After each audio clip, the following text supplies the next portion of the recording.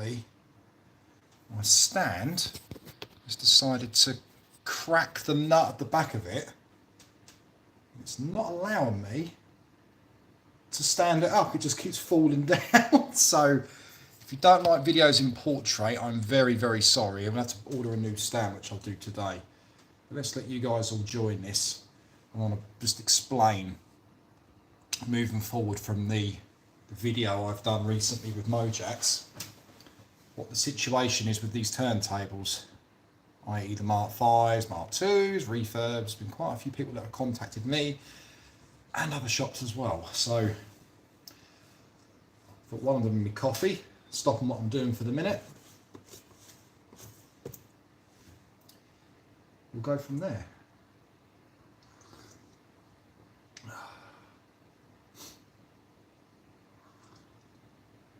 We'll give it a minute, let some people join this. This will be uploaded live anyway.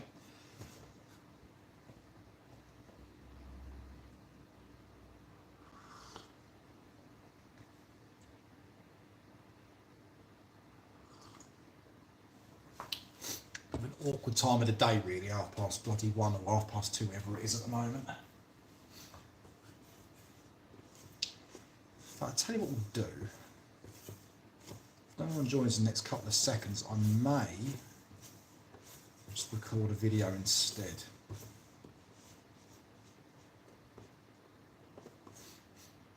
Yeah, that's what we'll do. Ignore this, guys.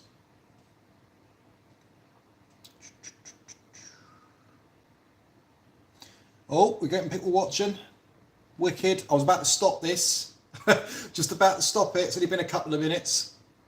People are joining. Wicked. We've got people joining. Right. Again, I was about to stop this video because I thought it's a bit of an awkward time of the day. And I thought if anyone's at work, I thought just record the video, upload it on the page, and let you lot all watch it at your own leisure. But if we're getting people watching and starting to join, then we'll carry on.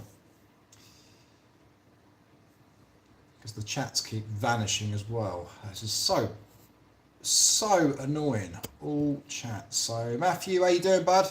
Good to see you watching, mate. Right, so this video, I'm going to keep it quite brief on this because I don't know how long this is going to go or people are going to watch. So it's going to be live. So I'm hoping the camera quality is okay. But more to the point, I'm really sorry to everyone that's watching this wondering why this video is in portrait mode. It's been a palaver. Basically, my stand, the locking nut for the back of the stand has decided to snap in half. So if you try putting your phone in landscape mode, the whole thing just falls back forward again. Happened about 5 minutes ago, which is sod's law. So I need to do a review on this little beauty as well. And my stand's decided to basically give way. So yeah, so sorry if you don't like watching it in portrait mode, but unfortunately that's your only option for the minute. So this video is basically, it's to go over a few bits that I explained in my video regarding the refurb and the fake techniques, Mark 5, Mark 2s, etc.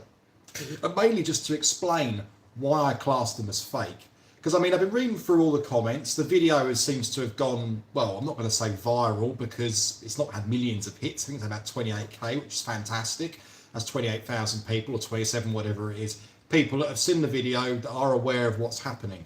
Now, since the video was put on, I have been inundated with messages. I've been inundated with people calling me. WhatsApp has been going mental. Emails from all over the world from people. And it is insane just how many people have had either a similar experience or identical experience to what's happened with that of my videos. So for those of you that haven't seen the review videos that I put on, which there is a couple of them, or even Mojax's video that he put on with my little interview with him, my little collab we did together, I would highly recommend watching that. Otherwise you're probably not going to know what we're actually talking about with this video. But briefly putting it, there was a pair of Mark 5s that came into me. They were sold as a pair of Mark 5s, genuine original units that were untouched, you know, and as far as he was concerned, that's what he was getting, a genuine untouched pair of Mark 5s. Wasn't the case. They were delivered here, sent in for a service, ended up having resprayed. They weren't powder coated, they were resprayed tops. The thermal paste hadn't been changed, boards hadn't been serviced at all. There were various different parts that sent alarm bells really just by looking at them, and I was totally right to say that they were a Franken deck or Frankenstein set of decks that were taken from all different models and were slumped together just to get them out the door. to get this guy some money, and it's very, very naughty to say the least. So after that happened, recorded a few issues that I found with it, briefly uploaded it on YouTube, and then basically Chris Mojax got in contact and asked if we do a video about this to make everybody aware, because enough was enough. I needed to get this out to people, and we thought, what a fantastic way of getting the word out by doing it on YouTube, doing it for a big channel with Mojax. Obviously, Mojax has got a huge following as well as DJ City. So we thought, what a better way of doing that than doing it with DJ City with Mojax. So that's what we did. Did a brief interview. We must have been talking for a good hour and a half, I'd say. I mean, I talk for Britain, as everybody that's met me in person will know. I don't stop talking. And yeah, we waffle on for a bit. We were talking all things Technics and DJing in general. Because the one thing that Mojax liked about me and does like about me is the fact that even though I repair and service customized Technics, I'm not just heart set on everything Technics. Just like now, for example, for the eagle-eyed among you will realise that this is a DDJ Rev 7 unit with the motorised platters. So I don't just touch everything that is Technics. I do reviews on all sorts of bits, but I predominantly work on Technics. Okay, so even though I love Technics through and through, I'm not die-hard, will only use Technics. If something else outperforms them, I'll be the first person to tell you that that's the case. And my task from day dot of doing this work is trying to find a turntable that will outperform the Technics, but most importantly, and more importantly, mix as well as the Technics and as tight as the Technics. And in this day and age now, with modern technology, in a throwaway society, like I call it, where things don't last 5 minutes, warranties are non-existent with half of these bits now when you buy them, and especially with the problems that we have with them, they don't cover the issues. Digitally controlled pitch being the major issue with some people that just can't mix on them, and it's a good reason why you cannot.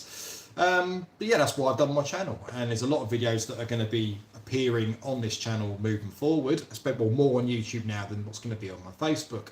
So yeah, this video is just to sort of touch base with the things that I've said, to let you guys know why I've said certain bits. Because as you can imagine, I'm sitting at home over the weekend, or Sunday I was sitting around with Mum's, bless her, because I went to go pay her a visit, took her out for dinner, and I was inundated with people.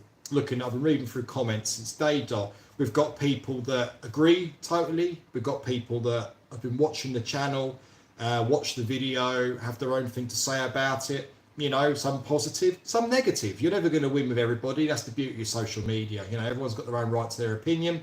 Some people are just die-hard know-it-alls who think they know everything, and then you've got the other side of it that are quite reasonable, that want to understand what you're trying to say and why you're doing what you're doing. Then you've got people popping technical information on. There was a couple that I spotted on there which didn't really make any difference to what we were saying. But either way, what I'm trying to say is everyone's got a right to their own opinion, and there's certainly been a lot of opinions on this video, and the majority of it's been positive, so thank you very much. And what I would say is to everyone that has subscribed to this just page in general, the subscription base has shot up literally every day. Every day I look at this since that video, we've been going up 100, 200 people. And it is insane. So if you are one of those guys that had watched the video and subscribed to my channel after watching the Mojax video, thank you ever so much. I really appreciate it. And make sure you keep an eye on the page. It's going to be videos every single week. And this is going to be my other next ones as well. But yeah, so there's been a lot of flack that's come off of these videos. I've been contacted by a lot of people all over the world. You know, people that repair Technics, people that have dealer accounts with Technics, people that do things self-employed. And I just need to make people aware the reasons as to why I've done this video. Now look, let's be totally realistic about this. Not everybody out there is a scammer. Not everybody out there is going to just try and billy ball, you know, about how good something is and their work they do when they're not. Some people keep really quiet. Some people don't like to say anything about their work and just advertise it, get the work in and done. What do you think of that new Fandangle Pioneer yoke? Guys, it's wicked. I'll go into that in a bit. But yeah, some people get really quiet about their work. You send off turntables to them, they get back and everything's all okay until something goes wrong if you're very unlucky. You then got the other side of it where people will blind you with science as to why you should use them and why they're the best and all this rubbish. I hate it. And the thing is, people don't understand this. A lot of people have been following me for years on my normal Facebook page will understand. I just do this because I love doing it. This is my passion and what I do. You know, I've been working with electronics for years, absolutely years. I'm always tinkering with something. Technics I've been working on for 10, 15 years, you know. And it just frustrates me that all I was doing from this video was to put the point across and to give everybody a bit of a heads up.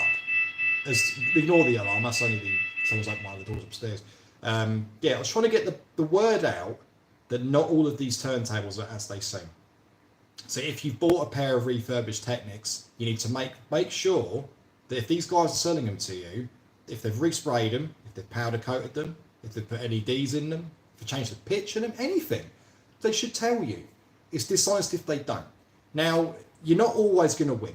I had a guy I spoke to earlier, it's quite funny, had exactly the same issue as this video that I put on that's obviously caused this uproar.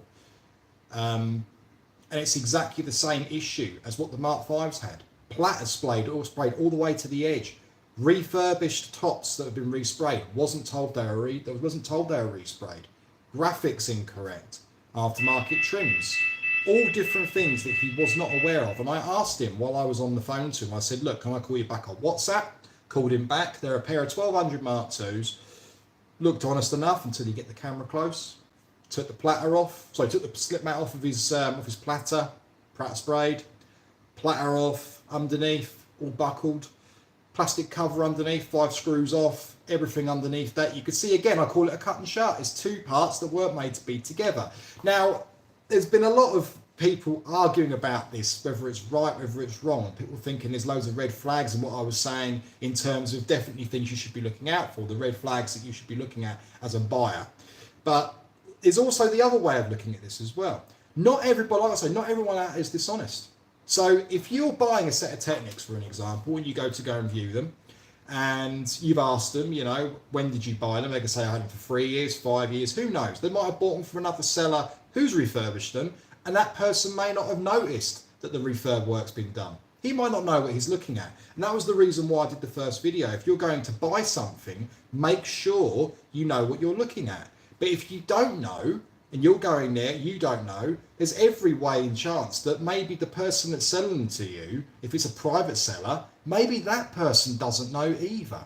So it's not always every person's dishonest. I need to make that very clear, because from a lot of comments that I've received off of this video, is people saying it's not fair to just tar everyone with the same brush, Jay. And yes, I understand, but this is where the common sense factor has to kick in. You need to realise that that video that I originally popped on was a pair of Mark V's that was sold as in original condition, original untouched condition, not refurbs, not resprayed, nothing. So this person had been flat out lied to and was sold a pair of decks which either had M3D or Mark V plinths, but all the internals were a mixed mash of all different turntables.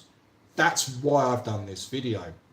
Now, the whole argument with using the term fake has caused quite a stir reading through some of the comments, and it did, to be fair, it made me laugh, because let's put this in a very easy to understand way, and I'm hoping people will understand what I'm saying when I say it like this. If you go, say like my missus, my other half, she loves Fiats, right? She's got a Fiat 500. Now let's say, for an example, she goes to go and buy a bath, or whatever it is, a bath and a bath. She goes to go and view one. It's called an Abarth. She's never owned one before. She doesn't have a clue about them at all. But let's say, for an example, she goes to go and buy this Abarth. It's bright red, looks great, it's what she wants. I sit there and go, yeah, great, I don't know nothing about them because I don't know about cars, I'm a motorbiker. She buys it, gives the guy cash or whatever, drives it back, everything's fine, right? Give it 6 months down the line, you know, she needs something doing to it, and it ends up not being the Abarth that she thought it was, and it's a completely different model, but someone's put either a body kit on it, or they've put stickers on it, or changed the badges. Now, we know in reality with certain things, that's not really how it works, because your logbook tells you differently, and the models will come across. But you get where I'm coming from. If you're buying something, and you've been told it's in genuine condition, and you buy something, and it's not that, would you say, for an example, buy a Ferrari Testarossa, you know, there's a Testarossa, but it ends up being a bloody a Toyota MR2 with a body kit on. That's not a replica, it's a fake, if that person has sold you that as a Ferrari.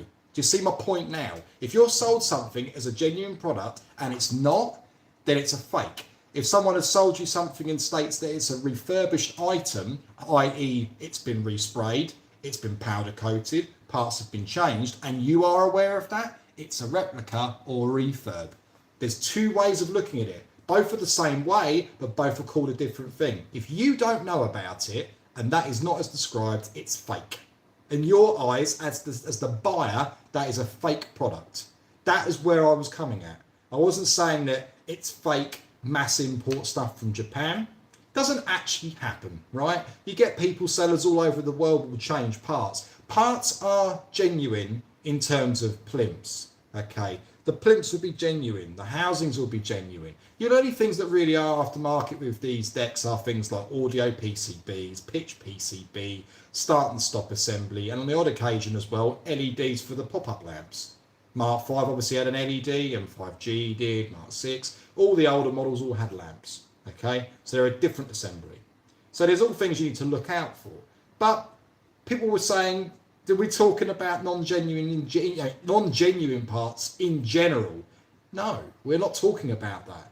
So we're not saying about sellers that are selling them, you know, to be dishonest, or even people like that. It's a very hard thing to understand, but I need to make people aware. I'm not dissing every single repairist in the country or worldwide.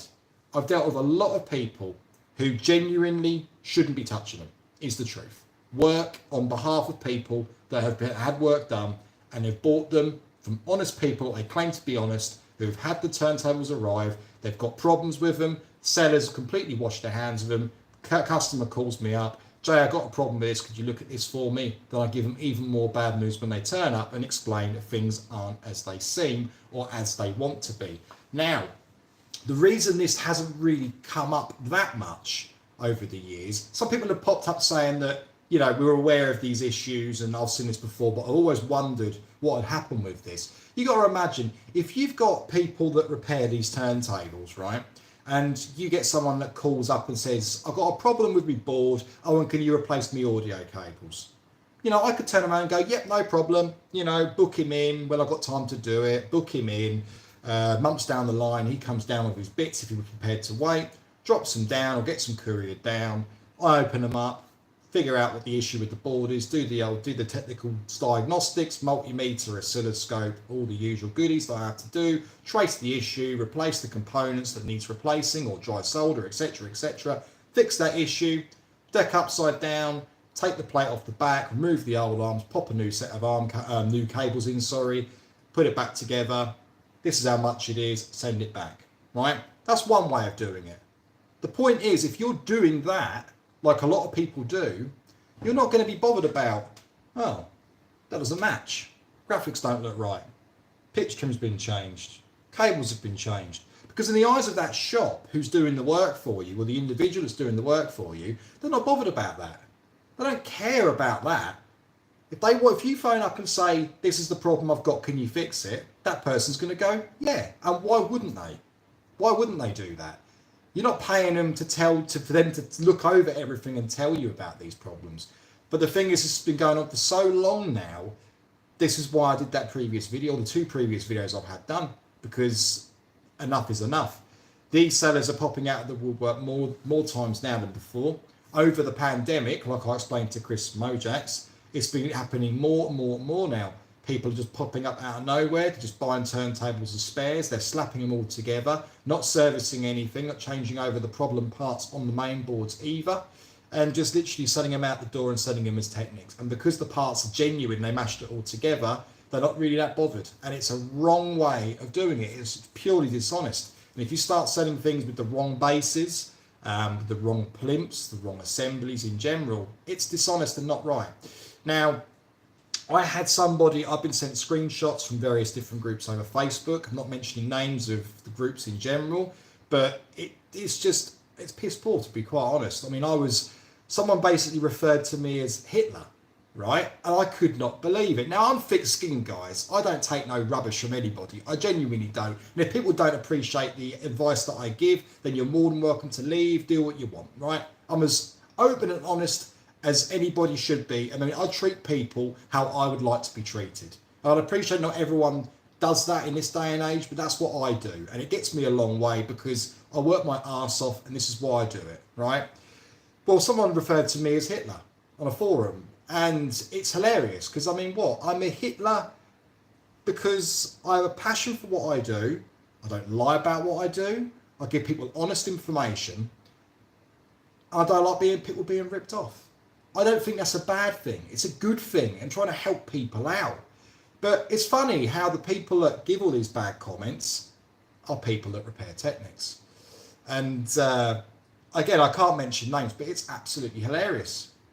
Jealousy is a big problem as well. I have a feeling jealousy is. I've heard it off of good authority from a few people that follow some pages that someone says I'm endorsed by various different manufacturers. There was also something about me having a massive background in sales and knowing what to say to people. No, right? Look, I'm 36, I'm 37 in July, right? My background from years and years and years ago, guys, when I left school, when I was, 15, 14, or 15, like people do in the UK. When I left school, guys, I had no friends. I was on my own. I was quiet as a mouse, covered in spots, ugly as sin, right? And I was bullied all the way through school. I had no mates, no nothing. I started on my Todd, literally with nothing.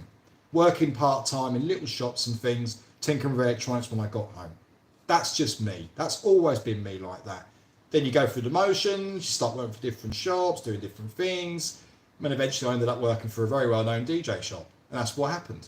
And moved fast forward X amount of years later, here we are today. But nothing to do with sales background. I'm like everybody else. I used to work in shops that I didn't like the job, didn't like the people we worked with. People used to drive me nuts. Customers used to drive me nuts. General public are a nightmare. Sorry guys, but you are. General public are a nightmare. Ask too many questions or things they shouldn't even be bothered about, or get involved with things that they shouldn't. And the minute problems arise, they're everywhere, right? That's every industry, every shop. That's what I went through when I was like 15, 16, all the way up till my early 20s, right? So I'm no different to anybody else. I've just got a passion for what I do. I'm different in the terms of what I've learned and what I've done over the years, especially with Technics. I mean, like I say, people saying I've got them endorsed by Panasonic.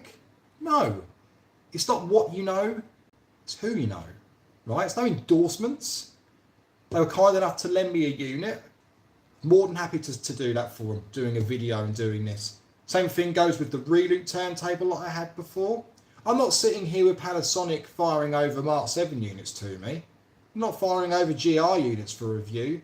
These are all things that I'm buying off my own back. I think people need to realise this, especially these guys that all they feel the need to do is say that I'm sponsored by people and that's why I'm so big on what I do. It's rubbish, guys. I buy this equipment. This is the first time I've had a unit here to do a review that I haven't had to buy. This unit was 1,900, well, it retails for 1,900 quid. It's a beast, right? I'm not going to just go out and spend £1,900 on it. I did with the GRs with the £2,500 on them, and I did with the Mark 7s both individually. It's a lot of money to shell out of my own money, my own hard-earned money that I spend to pay bills off and things. And it's disgusting how people can turn around and just make lies about you or start presuming things when they don't know the truth. I'm not endorsed by people. I buy a lot of equipment myself, and what tends to happen is once I've finished with the equipment, once I've done the review, unless I'm keeping the item myself and want to take it home, which the missus always laughs at me because the amount of times I've gone, I'm taking that home, and then I take it home, she picks it up for me because I've got a bike obviously, and I can't get anything from the back of my bike. She'll pick it up, take it home around the corner, a month later it's back down here again and it's being sold. That's what it is. So unless it's something I'm keeping for myself, it gets a little bit of money, gets knocked off, it gets put back in its box, someone on my page gets it for a slightly cheaper price on a brand new unit, right? I think that's fair. So all these guys that feel the need to just make up assumptions about me, go for it. You do what you want, but you're not true, you're not right, you haven't got a clue. Like I say, jealousy is a big thing. And I think jealousy does come into parts with this. The amount of people I've spoken to who said to me, ignore them, are just jealous, Jay. And I'm not big-headed in any respect. I'm really not. But I'm honestly starting to think that if the minute someone's got something bad to say, the keyboard warriors will jump out and they'll just slate, and it is a jealousy thing.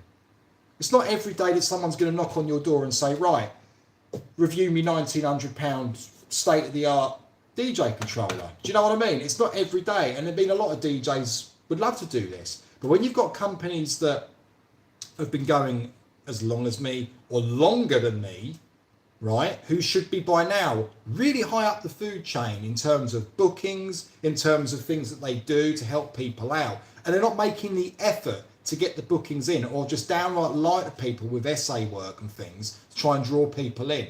Or the worst one is slating down other people's business to try and get business for themselves. That is disgusting. And the person that I'm talking about with this not only started slating me off online on forums and on page, but he's doing it to try and draw people into his page, right, to make himself look like a better person. Well, who in their right mind can turn around and say that that person's better by slating, because he's slating other businesses, not just myself, other businesses to try and get himself business, and has the audacity to turn around and say that we as different businesses slate him and have a problem with him. And there's loads of stories I could say like this. I just keep to myself, right? The problem is that I'm getting at with this is whenever I do a video or a collab video with a bigger page, because there's been a few over the years that I've done when I used to work for shops too, and whenever this happens, I can't help but read all of the reviews. I love reading comments, but it's always the odd one where you're never going to win. And I just let them get on with it. And I just think, do you know what? Like I said, everyone's got their own right to their opinion. Not everyone's going to agree with me. If I turn around and say to you, this controller's fantastic, you don't need anything else, some people might go, well, Jay said that, great. Same as to do with Mojax's video, so as to do with Pioneer's videos, right? If I turn around and say this controller's rubbish, and someone out there has used it and go, well, I don't think it's rubbish, I think it's fantastic, you're always going to get that, which is fine because you've got your own right to your opinion. And every DJ, everybody is different. Everyone has their own methods. But I think the best thing moving forward, if there are companies that are watching this or similar companies to myself who are churning out, let's be realistic here, churning out rubbish, turning out refurb turntables and not being honest with customers. These are the problem customers, okay? I've spoken to various different companies all over the place, all over the world over the last probably 4 days since when the video was put on. And I'm being honest with you right now, I've had to turn around and say, no problems with you at all. Why would I? Your work's good. Some people have called me having a go at me, and I'm like, I've never even heard of you before. It's not. If I've never heard of you before, then why would it's, you know, I don't even know who you are. So it's always there's the typical players, the people that you do the work on, and these are always the same ones every other week that I do work on. 90% of my business is repairing other people's turntables from work that's been completed by other so-called technicians. That is what I do. There's no secret to that. Everyone that's on my Facebook sees this regularly. I'm always turning cameras around and going, look at this, look at that. Same thing as before. Blue cables, no service work done. It's disgusting. People are paying money for it. I just don't want people getting ripped off. I don't want people spending their hard-earned money on work which is not being completed or promised. It's disgusting and it needs to stop. The other way of looking at it is, yeah, you're paying your money, right?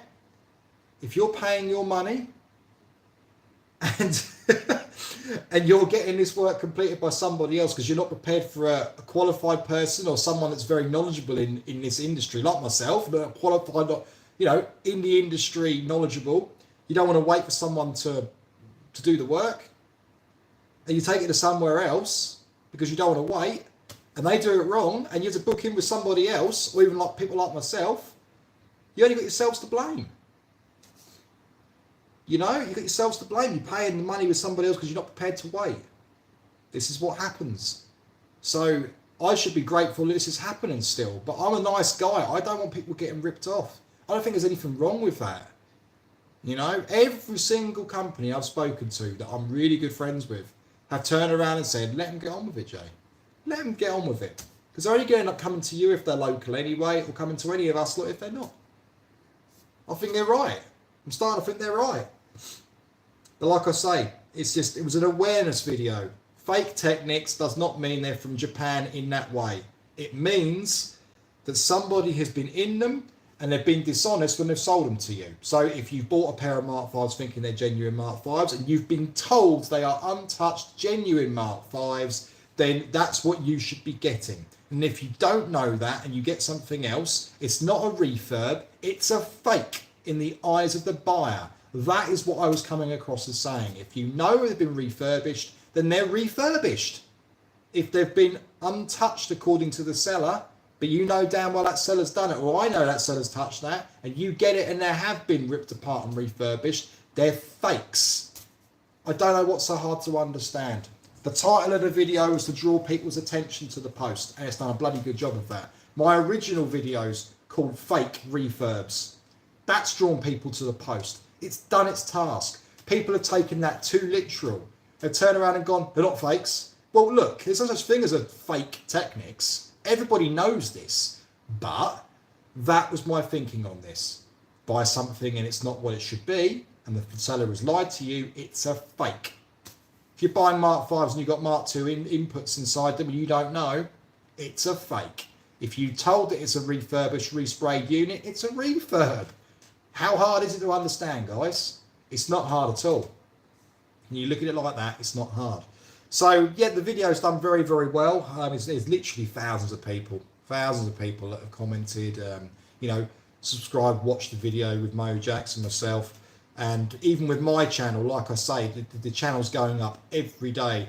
Instagram is going up constantly. I mean, I'm not really too far on Instagram. Facebook as well, the Facebook business page. YouTube has been insane. It's been absolutely insane. And I'm very grateful to everyone that has been watching my videos. And I do my best to answer all comments I can. Unfortunately, I get so busy, I can't. Some guys will make excuses up on their business as to why they can't, and then you see the next 5 minutes later that they've got bookings available and they're absolutely dead. I genuinely am booked up until I think it's mid-June. Yeah, mid-June. I'm taking bookings for July and I'm off in July. It's just how this works. How you doing, John? All these comments keep vanishing after a period of time, so I'm really sorry, guys, if I'm not reading out your comments. But yeah, it's very hard. I just don't want to think people to think I'm tarring every single seller with the same brush. I'm honestly not. I'm not. Look, you get someone that's owned a pair of Technics for 10, 15, 20 years, who's turned around, had a problem at some point, and needed to replace a component on the board, didn't really know what they were doing, so just changed over the main board. Right? They might have bought them second-hand main board, put the main board in, and got it working, and sold it like that. You can open that up, and it has a different main board in it. And the customer might not have told you. You just don't know this. There's no point in tarnishing everyone with the same brush because nobody is. I'm not saying that having non-genuine components inside your deck as well is a bad thing. I'm not saying that is. So parts, for an example, that can be non-genuine, like I said, pitch control PCBs. Pitch controls themselves is another story. Now, anybody out there that claims to sell brand new boxed genuine units, I don't care what anybody, we all in the UK and just outside of the UK, we know what's going on with this. But there are no genuine brand new units anywhere, right? The units were discontinued. You can't find genuine units. Every pitch unit is aftermarket now, including the so-called genuine units that you find on eBay. They're not genuine. The only way of seeing that they're genuine is turning the slight literal unit around and seeing on the sides of the unit the Alps logo, right? That's very, very important. On the boxes, you've got all the Panasonic gubbins that you've got on there, Japanese text, tape, etc. That's all well and good. It can all be replicated. I have a solvent printer here. I can print out labels. If I really wanted to, right now, I could sit here, get out boxes upon boxes of old pitch slider units, and print out my own slips for them and sell them as new, and sold everything up and box it all up if I really wanted to. Where I'm getting at is I could also get aftermarket units and do exactly the same thing. Now that's not what's going on at the moment, okay? But I know the situation with pitch controls, and unfortunately with the way that things are written and the way that things are pushed across to people, everyone reading what they read online about pitches believe everything they hear. But when you actually speak to people that are quite big in the industry, we will tell you very, very, very different. So look, nothing wrong with aftermarket units. Nothing wrong with them, okay? They go in, they calibrate, they're easy to calibrate, they work. Got soft to click at 0 if you're buying the Mark II versions. MK5 and M3D versions, you know, no click at 0, continuous movement throughout the range. Calibrates in the same way as the Mark II calibrates, or the newer end of the Mark II. And yeah. I've never had a single issue really. Get the odd person that complains about curvature of slider, but you're never going to win. Okay, that's just how they are. But yeah, there's nothing wrong with having non-genuine units inside your sliders. There just isn't. There's nothing wrong with it. It's the only thing you can buy. That is all you can do.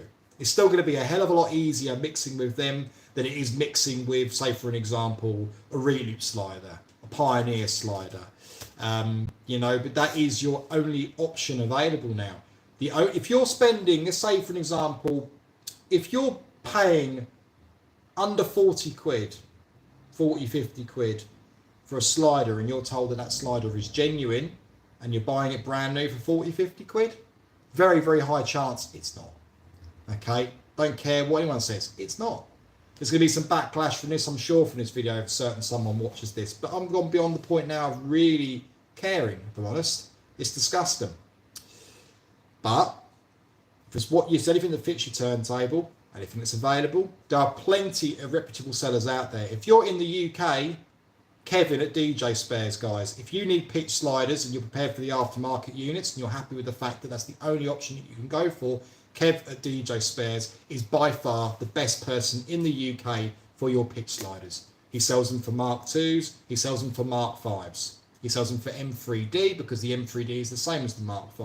So if you need slider units, you're going to buy aftermarket, type in on Facebook or Google, it goes up to his website for his eBay store, but go onto Facebook, type in DJ Spares. It's a black and white turntable logo. I'll have the link in the description of this video as well, so for those of you that want to go through there, you can. He sells lots of aftermarket parts for Technics and genuine parts as well. There are certain bits on there that you still can buy, either whether it's old stock that's sitting on a workshop or parts that have just been sent through and it's been lucky enough to get. Everyone's in the same boat. I've got things here boxed that are still genuine and new, just obviously aren't going to be, once they're gone, they're gone. You know, this is what people do. So yeah, hit up Kev at DJ Spares. The other contact that I deal with quite a lot actually, as well, is Christian over at 1200s.com. Again, fantastic. It's North America, Canada way. Go on the website, 1200s.com. Sells pitch controls, audio cables, PCBs, plimps, loads of really, really great stuff. If you're outside of the UK, definitely you need to speak to him. So there's your two options, guys, for parts. The only real two options. You've also got Frank from Green Vinyl as well. I forget where, I think it's from Holland. I don't really speak to Frank too much anymore, but Frank Green Vinyl is another alternative too. But my main particular people that I speak to is usually Kev and Christian. Frank's a lovely guy as well though. So it's well worth checking out all three of them. Again, if you type in Green Vinyl on Google, it'll come straight up. But they are my go-to people. Now, if you called me up and said, for an example, Jay, I need my deck service and ASAP, and I turn around and say, I'm really sorry, I'm fully booked, which I am. If you turn around and said to me, who would you recommend to do the work? There are a few people. Now, I'm not scared of recommending people. There are people right now I could turn around and say to you, do not touch them with a barge pole, because I repair their work. I'm obviously not going to say who these people are, but I can tell you right now, if you're not prepared to wait for me, and I've not got time here to do it, let's put it another way, if I had my own set of Technics at home and they went wrong, and I genuinely was too busy to repair my own Technics, but I knew I could take the main board out because there's a component issue on the board, send it off to somebody and have this part repaired, parts replaced and sent back, these are the people that I would deal with. So in general, we've got Technics Works. Now Technics Works were, they actually were in DJ Mag not long ago from what I recall. So Technics Works, you can find them. It's a Panda Bear logo with a couple of guns, I think it is. But again, Technics Works, great company, lovely custom gear that they do. I think he deals more with the custom side of things. But again, definitely worth checking out. So yeah, Technics Works, tell him I sent you. Jay from Just Technics. You've then got Mike from MWES Electrical if you're in the UK again. So in the UK, Mike does Technics repair as well, buys a lot of parts in. It's got a lot of genuine parts too. It's definitely worth checking out. Mike is a lovely guy, got all the time in the world for him. Obviously Kev at DJ Spares when he has time free to do repairs, if he wants to do the repairs. Outside of the UK, again, we've got Christian. Christian is extremely busy. I spoke to Chris actually on video chat yesterday on Facebook for a couple of hours while I was running around seeing my family. And yeah, he's inundated with work. So again, he's another guy very similar to myself, that if you called up and said, can you quickly repair this for me, you're probably not going to have it quickly repaired. It's going to be a bit of a wait. So be prepared if that is the case with yourself. That's that one there as well. But yeah, these basically are the main people that I do recommendations for when it comes to repair in the UK. Like I say, Technics Works, Kev at DJ Spares, the two main people, and Mike from MWES. Lovely people, and I've got more than enough time for it. The reason I don't recommend other people who are in the industry that I've not had dealings with is quite simply because of that. I've not had dealings with them. They don't make any effort to contact me, and a lot of people that tend to have, I hear things about people that have said things nasty. I just don't. Why would I want to deal with people that are nasty? So I tend to stick away from people that I hear bad things about, and especially if I repair their work. But not saying everybody's exactly the same. Like I say, not tarring everybody with the same brush. But again, they are the people that I would recommend if I was having my own turntables needing work completed. And if you're outside the UK, like I said, there's two options for you. You obviously got Christian at 1200s.com and you got Frank at Green Vinyl. They are your two go-to people. Anybody else, I don't trust. These guys are the main guys, and that is what you do. That's my own honest opinion. I'm quite open to tell people that. There are too many people out there that are cowboys. There are too many people out there that blind people with science. There are people out there that will blind people with science not knowing what the science side is. They'll start telling you technical diagram and schematics and things and start going through things. They won't even know what they're telling you. You got people that, there's no disrespect from this, but you got some of these guys who work from home. I've got nothing against people that work from home. I used to do it a very long time ago, but you get to a certain point in your life where you need more space. So at the moment, I'm in the corner of my unit at the moment, as you probably all can see anyway. 550 square foot unit. For those of you that haven't actually seen this, I can try and turn the camera around so you can. I can't really do it. Oh bugger!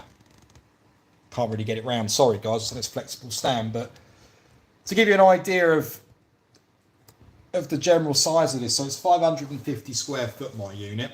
The TV that's behind me, this is why I've done this. So I've got workbench like what I've got here, going right the other end of my unit on one wall. The TV behind me is 50 inch, and it has to be a 50 inch TV because I'm working on the other unit. I can't see the screen, right? It looks like a portable. That's how big my unit, my workshop actually is. So this isn't just some little Jack the Lad guy that some people think that does a few YouTube videos for a laugh. This is a proper, legitimate, full-time business. You know, everything, even with the way that you pay, everything is professionally done. You get an invoice, you pay directly by business bank, transfer to my business banking account with Barclays. If you want to, you can pay by PayPal. Everything is PayPal products and services. Unless I know you, obviously you want to save a few quid, everything is products and services. Let's just turn itself on. What was that about? Okay. Yeah, so that's the score with that. So this is not just some Jack the Lad guy who, you know, does this for a bit of fun, watches a couple of YouTube videos, and all of a sudden can just serve as Technics. I've been doing this for a very long time, guys. Very long time. And quite frankly, when people have bad things to say, let them get on with it. If it's a jealousy thing, it's a jealousy thing. If it's people that have been doing it longer that aren't getting the attention, maybe start thinking about going for a different profession. Isn't that the obvious thing to do? You know, if you're not getting booked up anymore and your people are going elsewhere, or maybe you're just maybe too expensive, you know, it's all different things it can be, and I don't feel sorry for people like that. I did for a period, to be honest, feel sorry for a few people, but why? I mean, you're all in competition with each other. No one works together, and this is the biggest issue with this industry. If everybody close-knit all got together, instead of bitching with each other, bought parts from each other, sold parts to each other, someone comes up with a new product, sell this person that part, everyone would be better off and it would work out better. But unfortunately, in this day and age, people don't want to do that. They want it all for themselves. And it's because it's obviously, that's just how people are now. It's all about greed and money. That's what has to happen. So like me, for an example, I design my own products. I've got a 3D printer, I do my own prototype work parts. Like bits on tone arms, for an example. So tone arms break, I design my own parts for them. I design parts that go within the arms, bearing housings, bearing holders, blanking bits for the back of the arms, chop blocks, you name it. I love my 3D print. I just never really get enough time to design new things. But I design prototypes, get them mass produced, get them done in ABS or PLA if I really want to, but ABS is the best one. Put hardened plastic and carbon fibre as well, and yeah, I get things remanufactured. Now the problem that I've got is, because people can be really nasty and they obviously want to do their own thing and slate me down to the ground but don't want to get involved, I'm not going to send them anything.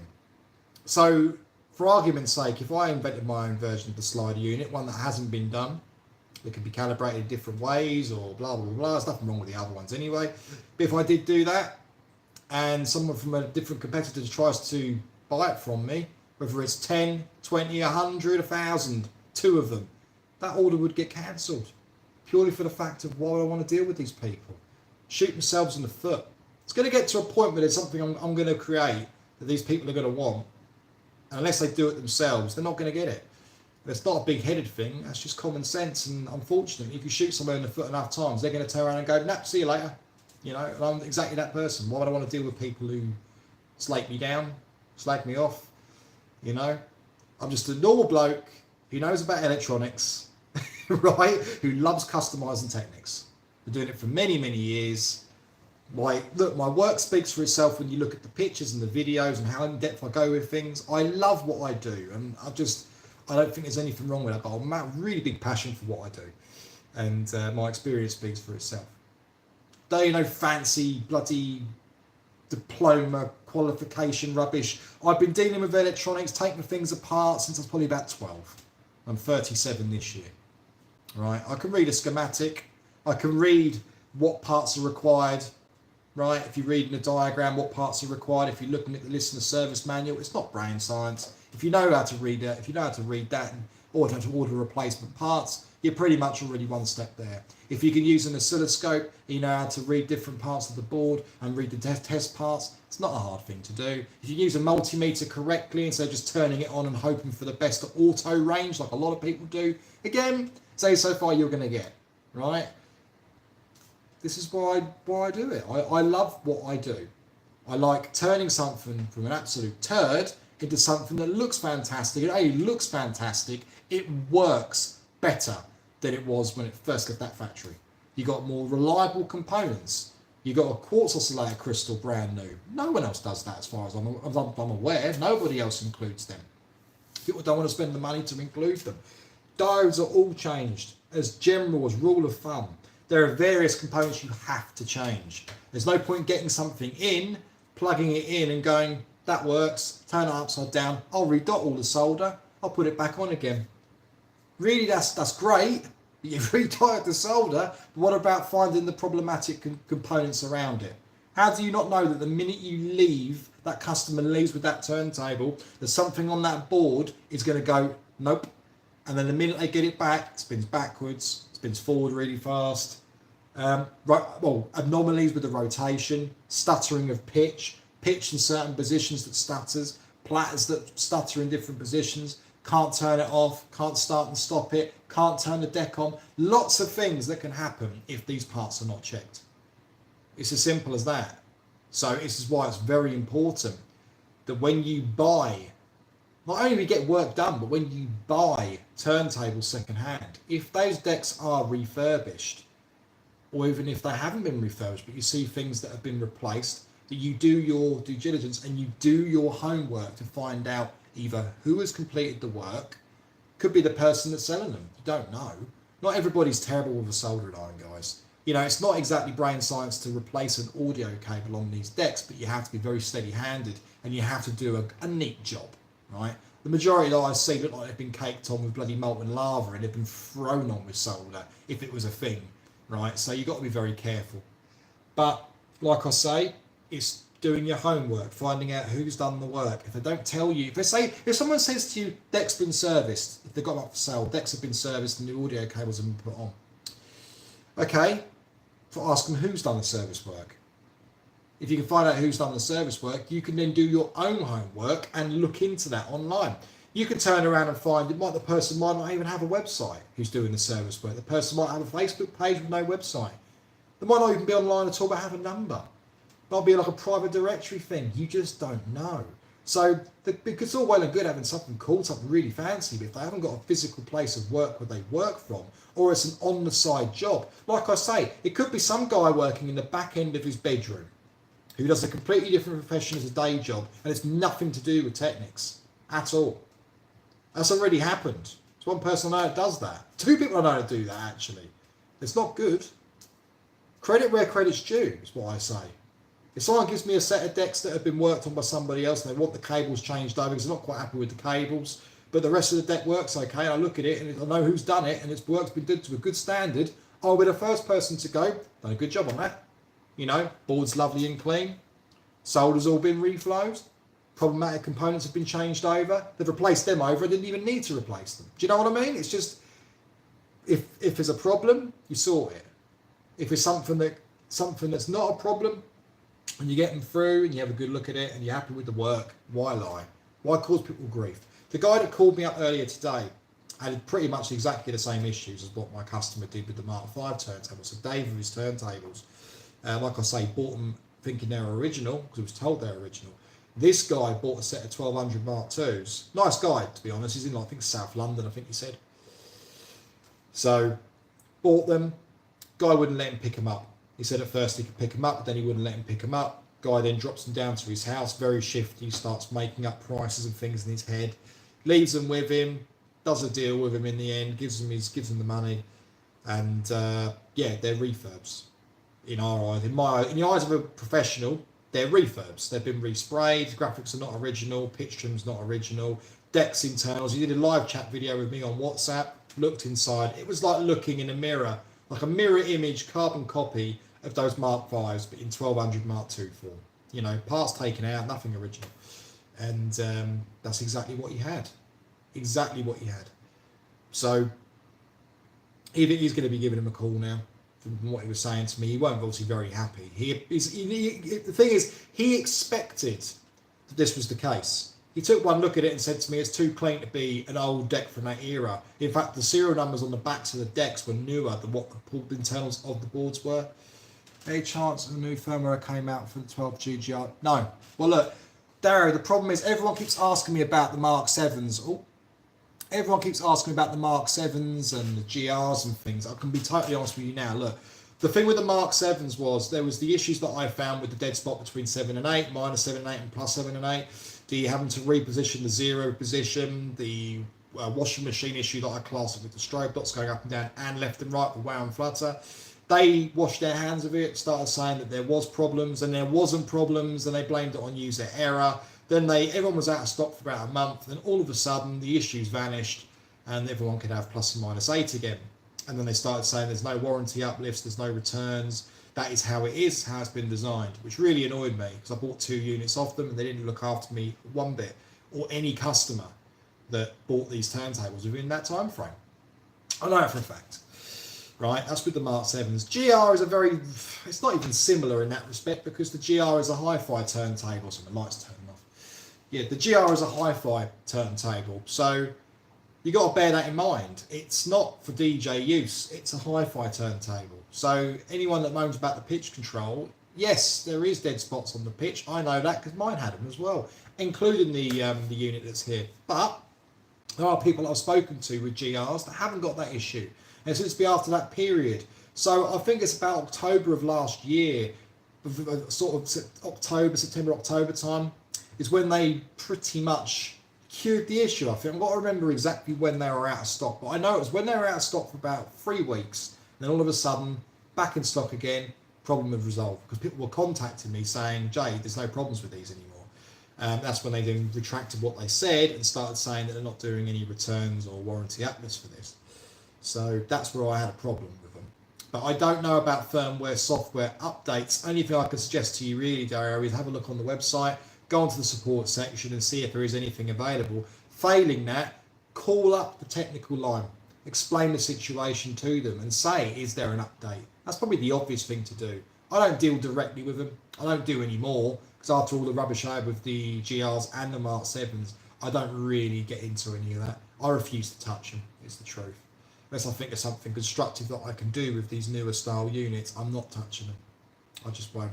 We need to appreciate the fact that we've got to be grateful, I suppose, that Technics or Panasonic in general have still got the fire lit, the flame is still lit for this particular brand. They could have just turned around and done nothing at all. And I kind of, as much as I'm upset with Technics for the way that they've done what they've done with their customers and their units, I'm also feel sorry for them. It sounds ridiculous. I feel sorry for them because they bring out the GR, which wasn't a DJ turntable. They think they made some mistake that somebody on one of their pages said that it can be used for DJ use, but it is a hi-fi turntable. This is all the whole thing with Keyboard Warriors. One person reads that comment and says, oh, I can use it for DJing. They take it for red. It's going to be as good, if not better, than anything else that's there because it's more expensive. Same for the G and the GAE model, right? They're not designed for DJs. They're designed for hi-fi, right? It's crap for the pitch.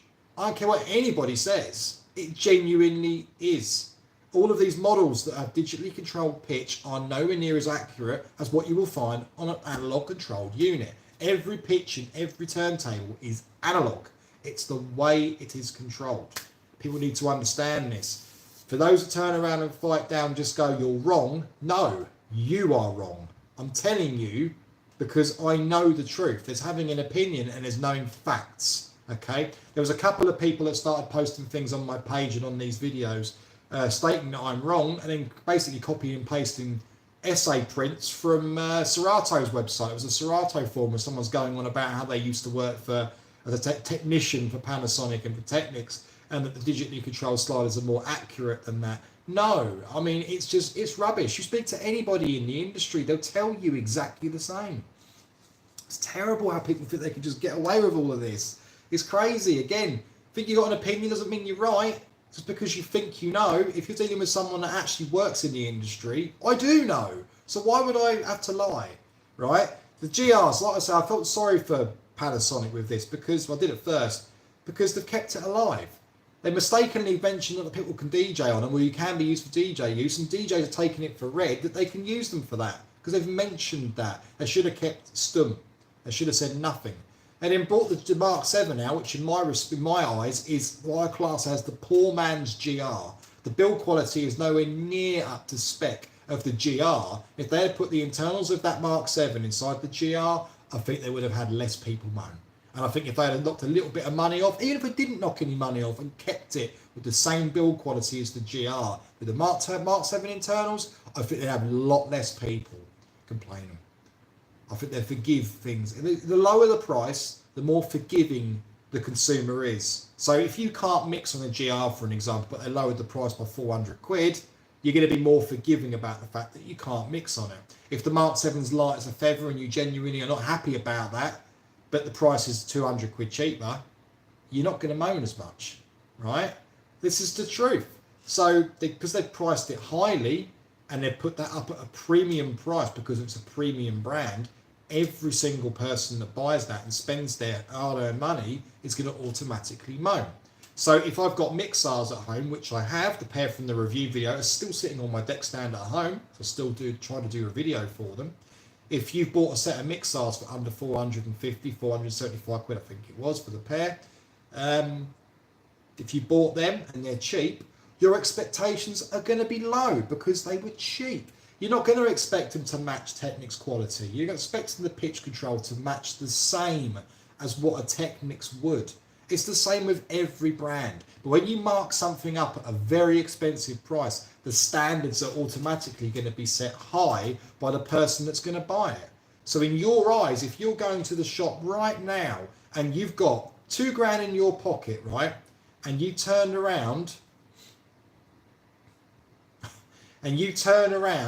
to go into a shop and go, what deck am I going to buy with this £2,000? You are automatically going to run to the Mark 7 because the Mark 7 is the Technics, and if you've heard of Technics, which every DJ has, that is the deck. Now, I know I've just got a comment a second ago saying something about DJ Sneak, I think it was. Hang on. Sorry, guys. My comments seem to have... Plenty of DJs seem to cope very well with digital pitch and produce perfect mixes. DJ Sneak set on YouTube being a good example. Has to do a bit more work. Again, you haven't got to explain that to me, Chris. I already know this, mate. And I totally agree, right? You have to work more for it. You've got to ride the pitch more. You've got to keep your hand glued to the slider. I don't disagree. This is exactly what I mean.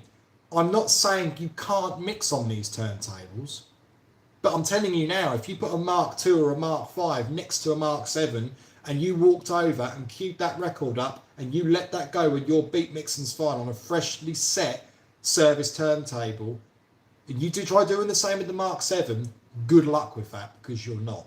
You will walk away and make a cup of tea or a cup of coffee on a Mark II or a Mark V because that pitch is set in such a way and it's such a beast, it will just stay the same, it will stay there.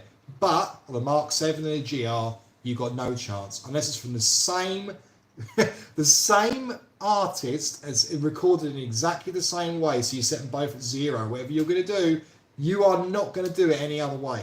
That hand is glued, that hand is moving around. That is just how these decks are. It's very similar. Then the Mark VII, in terms of its pitch control itself, feels quite rough when compared to a GR. That's why I always go back between the GR and the Mark VII. They're both very, very nice turntables. I don't say I hate the Mark VII. I don't hate the GR. It's dependent on what you, as the DJ, wants. What's this? Sorry. Is more accurate to use the analog pictures on Technics. These digital pictures are jumpy. Yeah, they are. That's why I try explaining. It's not just jumpy, it's twitchy is the right term for it. So if you're moving that slightest little fraction amount, it's digitally stepped.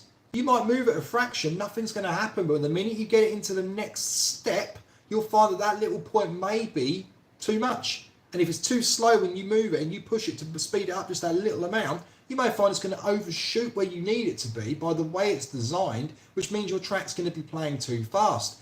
And in layman's terms, that means when you move any movement, you're never ever going to get those two tracks lined up exactly the same.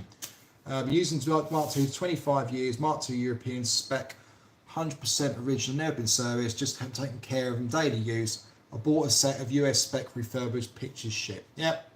Darren, my mix is also perfectly timed, but sometimes I have to shift the pitch of the playing turntable in order to put the other one in time. Well, yeah, that's just common. That's common standard. To be fair, that is exactly what you do. So whenever I mix anything in, if the idea is not to touch the deck that you're bringing in.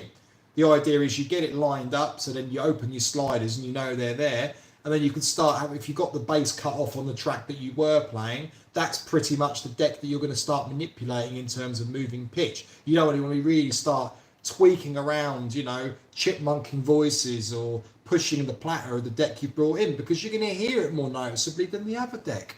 Not as enjoyable as Technics with analog. Yes, it's not. It's harder work. But this is where things change, okay? So these Pioneer unit, for an example, people have messaged me going, why are you bothering with it? Now, like I've already explained, I'm not Technics through and through. I love Technics. Always have done, no matter what the issues are with some of these decks. I've always loved Technics. I've got a lot of time for any brand as long as it is good quality and it does the job. This, for an example, look, it's motorized, guys. The platters are motorized. Of course I'm going to want to use it, right? Why the hell, so the lights get turned off. Why the hell wouldn't I want to try it? You will want to try this, surely. I've got a chance to try something that's top of the range that is so hard to get at the moment. It's on back order, and the back orders are on back order. It's a sought after unit that I've got for a couple of weeks for testing, reviews, and I'm going to record a mix. I'm going to strip certain bits of this down so you can see it underneath the platters, for an example, because it's not. I'm allowed to do this. So I venture onto things that aren't Technics related, but you may find that you get on this and you absolutely love it. But if you get on your turntables, you hate it because of the way the pitch is. That's up to you. Everyone's got their own way of doing it. Like when I was speaking to Christian yesterday, he's been DJing over 30 odd years. I've been DJing over 20 odd.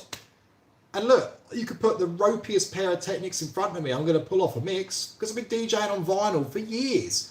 But it doesn't mean it's going to be perfect if you're using these newer turntables. It's going to be harder work, but I will certainly pull off a mix. Same as the reloops. Mark II's controllers, badass DJ for 30 years. Sweet, that's awesome. Well, yeah, you can still pull a mix off. Anyone that's used to using Technics and gets on these can pull a mix off, but you're going to find it harder. You have to adjust and adapt. Adapt's the right term for this. Adapt to the pitch control on these turntables. That is the only way around it. And because the majority of these now made by Hampin, Super OEM turntables, fine. Nothing wrong with it. Hampin's a very well respected, good supplier.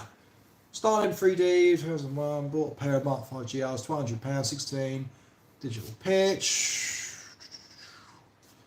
Thought it was something wrong with them, or I was losing my hearing, sold them fast. Yes, now this is exactly my point. It's DJ Ricky. Right, okay. The GR, unfortunately, is exactly that. And unfortunately, thank you for bringing this into the light. It's true. Right, so the GR is exactly the issue that I'm talking about. Because it's digitally controlled, there's not a lot you can do in terms of calibration on them. It's literally set them to maximum and, hope for the best.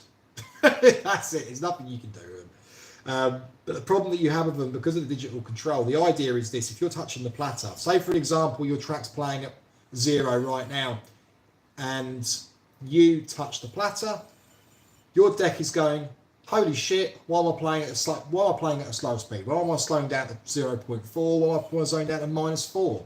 Because you're touching the platter and slowing it down. It's fighting your fingers. You see it moving on the strobe. The minute you let go of your platter, the platter and the motor is going to try and correct itself to the speed that you were playing, that it is playing. So if it's set to +4 and you touch that platter, it's slowing down, and then all of a sudden, back up to the speed. Now, the M5G corrects itself quicker. This is what my understanding with this is, and what my own opinion. This is my opinion, okay? Not factual, this is my opinion. In my eyes, the M5G corrects the pitch quicker. So when you touch that platter and you try making little minuscule adjustments, it shoots back up quicker to correct its issues. That's why a lot of people don't get on with the mixing side. There is a way to make your mixing easier. Make your mixing easier with the M5Gs, and this has been proven. I've done this for many customers. I'm not going to tell you what it is, I'm afraid, because I don't want to get into that. It's been done quite a few times before, but there is a way to make your life easier with mixing on M5Gs. I think with correct controllers, the sync button will correct the other channel. Now, this is actually very funny, this. So what's your name? Electro Global. You've got a very good point here. Now, I've got at home at the moment, I have my Mixars LTAs, or STAs. LTA or STA? I think it's the LTAs. Right, so I've got Mixars turntables from the review that I did. We've then got Tractor S4 Mark III. That is what I've got as my all-in-one unit, so I can mix vinyl, and it looks cool. And it's got motorised players, win-win again, and it was a good deal. So that's what I use. Rubbish for scratching, but it does the job. Now, what I'm trying to do is trying to map the controller, because obviously it's got 4 channels. Now, if you try using 4 decks, obviously you'll have the 2 decks on the controller, then you'll have your 2 decks physical that you use with timecoder. In my case, use it with phase. So I have the phase units on the turntables, rest of it running through the controller. So you split between A, B, C, and D on your decks. But you can't, if you have tracks playing, you can't control the vinyl decks with the platters on the controller. It disables it. You can see the BPM readout and what your pitch is doing, but you cannot control anything. In an ideal world, it'd be nice to have that channel that it works on that you can manipulate. So if you want to pitch bend, instead of having to touch the turntable, pitch bend using the platter or pitch bend buttons, right? That would make more sense, because that way you haven't got to actually touch the turntable and obviously ruin where your position is, because you're touching your software to bend it forward. Now, it shouldn't really make a difference with the fact that the turntable is rotating with this pickup, because you're technically doing this with the platter. It's like where you have a keyboard and you've got the modulator wheel to change the pitch. Well, the keyboard's that's playing a constant tone. It's not actually moving, is it? You're moving a wheel that makes it sound different. So if you imagine you can do that using the jog wheel to pitch bend the track, just to give it that little kick to speed it up or slow it down if you pull it back. Think of it in the respect of a MIDI keyboard or an old school analog keyboard where you're adjusting the sound. Nothing's moving, but the sound's making noise, right? It'd be nice if you could do that, because if that's the case, nobody would have a problem. Every single person. It's like having ultra pitch. It's like having ultra pitch, but you can do fine minuscule adjustments, like on the old Vestax. Little minuscule adjustments that you can make makes a big difference. No stupid jog wheel or any of that rubbish. But I think that's a good idea. Now, someone mentioned Denon Prime 4. What's that? To wait 3 months for a new unit which was booked for someone else. Now, I'm not surprised on that. Unfortunately, in Music Group with their repairs, it can be a slight issue sometimes. I know that from my experience within the industry, working for shops. On the Prime 4, I'm going to be honest again. I had a Prime 4. I sold it after just under a month. I didn't get on with it at all. Scratching on it was horrific. The platters felt too heavy. The slider, the actual slider for the crossfader felt really nice. Felt like an old Penny and Giles style. But scratching, it just didn't feel right. Nothing felt right on the unit. Same as this, actually saying that. It's considering it's actually built for scratch DJs. There's some issues on this that I think as well that people need to be aware of. And I'm allowed to be as honest as I can on this video. But yeah, everybody's different, guys. Everyone's got their own way of mixing. So every turntable not every turntable is going to be right for you. You may have a Reloop in front of you, a Pioneer in front of you, and you use one and prefer one over the other, but in reality they're all the bloody same. It's just no difference.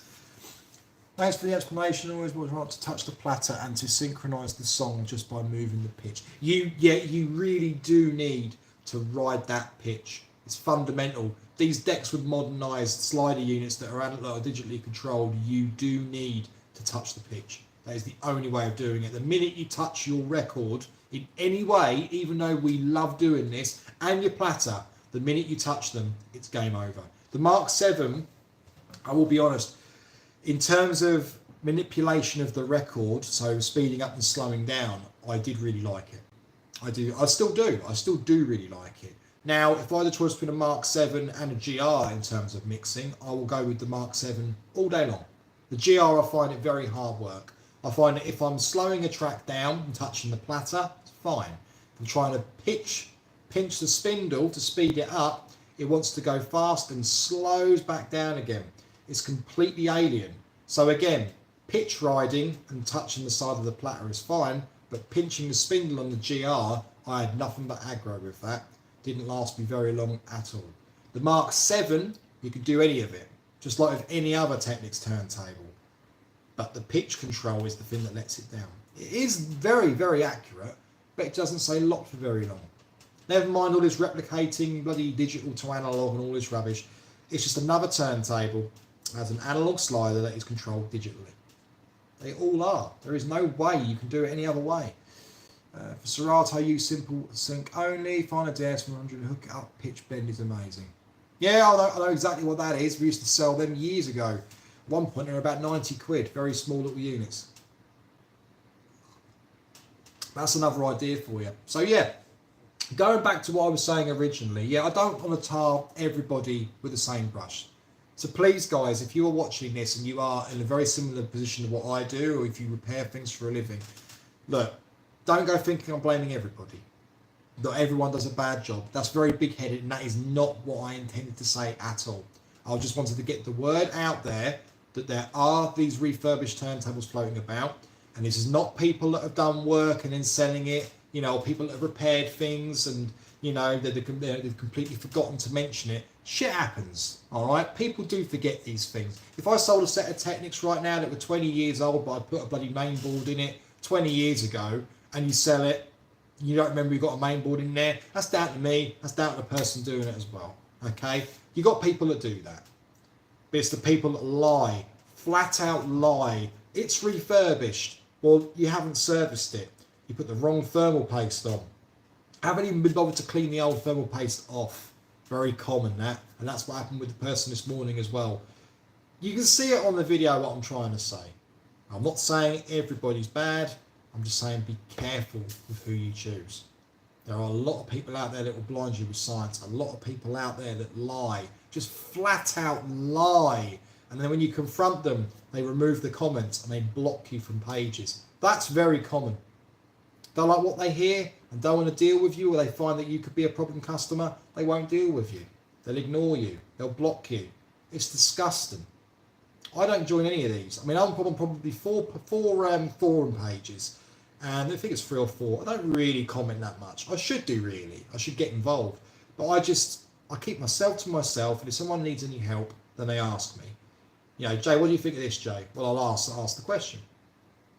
But when it gets more technical in depth with things, I'll stay well clear because everybody's an expert. You know, everyone's an expert. Everyone's a cable tie technician, isn't they? It's not worth getting involved in. Leave it to people that know what they do. If you're a hobbyist and do it for a bit of fun, yeah, I'll help you out. If you are doing this for a living and you claim to know what you're doing and you give somebody a load of rubbish, it's not on. Can you do an Autophon vinyl carts review when possible, please? I know that it will be a true, honest review from you. Now, I can, but this is the problem that I've got with this sort of thing. I mean, look, how far can a review go with a cartridge and stylus? Let's be realistic now, right? If I did a live video and I played it in the background, so I've got this up right now on instant scratch mode, and I've got that there. And I'm going, yep, it sounds great, right?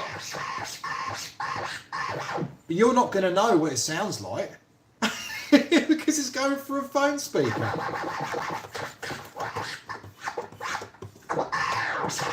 That's awesome, man. But yeah, I mean, look, I can obviously record the audio, put it through the computer and do it like that. That's fine. In my honest opinion with the vinyl carts, they look extremely good. And I've heard a lot of good reviews on this. And obviously because M4, obviously the Shaw carts and things have been discontinued, Shaw discontinued everything. So yeah, I mean, it is really a personal preference thing. I've always been Autophon. Autophon has been my go-to cart and stylus for years, probably ever since I started. And I never had a problem. Digitracks are great for digital. Blah, blah, blah. Yeah, I can't read these for long enough to keep vanishing. Is it worth swapping out the 1210 power supply for an external PSU? Look, if sky's the limit, mate, with money, you do whatever you want, is what I say to that. You don't have to do any of this stuff. Don't believe everything people tell you. Look, you could have less noise if you take the PSU out and you move it outside the unit. Fucking hell, I mean, you can even make the connections longer and put your original power supply outside the deck and make a chassis for that, is the truth. You can do that. There are so much you can do. There's so many things like removing and changing the thrust plates. That's a good thing that you can do. You can use fluid dampening. I did one for my customer David, the Mark 5s. He's got fluid dampeners on him. Awesome. All this stuff's worthwhile. Arm wiring. Look, if the wiring's been inside an arm for nearly 40 years, must start to deteriorate over time. Think about changing your wires. All based on how they wear out your records. I scratch so much. Tracking feedback and how good they stick in the grooves. Did you try it? Sort of sounds. Again, everybody's different, guys. Everyone has their own style. Everyone has their own way of setting things up. I'm asked all the time, how do I set up a cartridge? Look, the weights are in the little pamphlets they give you with the carts. It tells you how many grams you have to put them onto. Anti-skate, Autophon quite freely tell you if you go on their website what your anti-skate should be, and 9 times out of 10, 0.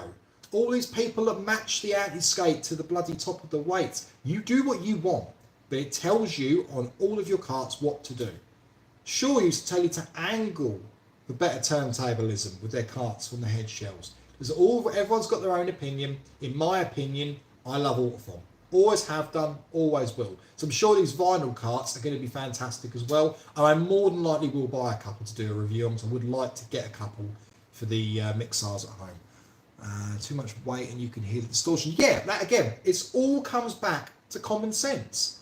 So yeah, if you have something that's too heavy and the stylus is bowing, you're going to hear it. The plastic of the cartridge and stylus itself is going to hit the top of your record. It's going to further scratch it. It's going to make it filthy. It's going to sound horrific. The more weight, the better it's going to hit in the groove, but it's going to sound terrible. Trial and error, a lot of worn records. Well, it shouldn't even have to be trial and error, is the truth. There's no disrespect. It shouldn't have to be trial and error. You can literally just read the manual. Go online. All these manufacturers, and then they're open about it. Go on the websites. It tells you what to do. It tells you what the weight should be. The recommended tracking force weight. It tells you it on the website, guys. Autophon have a PDF for it. Reloop is exactly the same. The Reloop versions are rebranded versions of the Autophons. The older versions of Autophons. Everyone's gone, oh, where have they gone? They haven't gone anywhere. Reloop have got them. They are the same. Just do yourselves a favour and go on the websites. What was someone asked about my TT2s? What's happening with the Pro TT2s? I had a pair of the black gloss in around 2001. Right, I've got one of them that has been cleaned up with a pitch control that's been completely rebuilt. It's lovely and smooth. There were some nasty issues with the pitch controls jumping around right to the end of the range. It was moving all over the place. I've sorted the issues out with this. I haven't gone into the extent of servicing the boards yet, but there isn't actually a lot on them, if I'm honest with you. So it's more to do with the pitch side of things. The deck works fine. Start and stop is fine on one of them, but the arm is snapped. So I was trying to find now a replacement arm or build an assembly for that. The second turntable works fine, but I need to give that a good strip down and a clean. But what's happening with them, to answer your question, not a lot at the moment. Until I find an arm, probably not a lot at all. You see, now I could use them and turn them into DVS decks and do them without arms and make some plugs for them and just do that. But it defeats the object. I want to get them both running exactly as good as they were the day they left the boxes, they left the factory, but better, because the TT2s had some nasty issues. For those that will remember this, if you are lucky enough and unlucky enough to own a pair of TT2s, you will know that at certain times when your mobile phone used to go off with the signals, your platter used to move up and down quite a lot, used to interfere, and there was a big recall because of this. That has gone bent into the right and out, it's going on 0, and that's happened twice on 2 different carts. It still plays, but can notice it. Could be bearings, mate. Could be your bearings, could be a bent arm. Suffered bad with feedback noise when tapping the top memory, and yes, old style phones used to step the platter speed. You've got it, mate, you have got it. Absolutely spot on. But for their heyday, they were phenomenal. I had a pair of, this is why I bought the Pro TT2s, I had a pair in chrome. And those decks, before I had Technics, I loved them. I loved the way they looked. I loved the way they felt with the pitch. The display looked cool as crap back in the day. I loved them. I thought they were great. They were built like tanks. The arms are shit on them, but we all know this. It's the same as anything else. But they were good decks. There was a good in-between learning. I used to pull a mix off on them absolutely fine with no issues whatsoever. I did loads of recording and I used to love it. I used to love them. Until that issue happened and I had to go for Technics.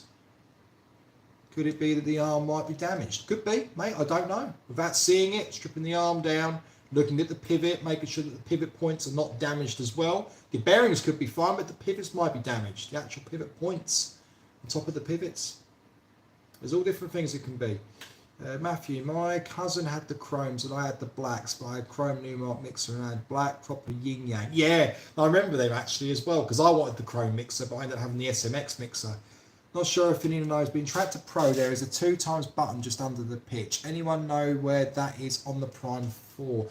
Now let me think about this, Taz, because I had a Prime 4. Let me quickly get a picture up of the unit and I'll see if I can find it, mate, because my computer's here. Look, it's obviously plugged into the unit here. Give us a second, Taz. I'll have a butcher's for you.